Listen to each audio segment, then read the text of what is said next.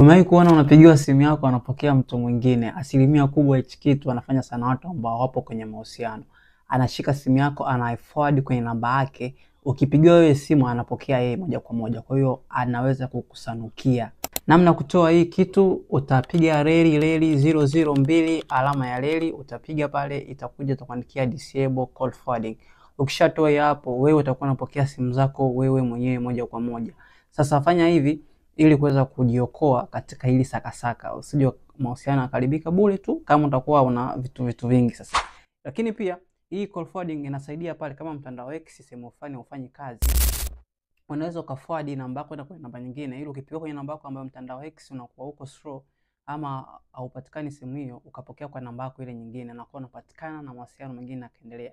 Kama utakuwa unahitaji kodi kuweza kuiweka kufanya call forwarding, niandikie kwenye comment hapa, nitakushushia then utaruka nayo fresh kabisa. Karibu tena na kwa wakati mwingine kupata tips za simu kama hizi.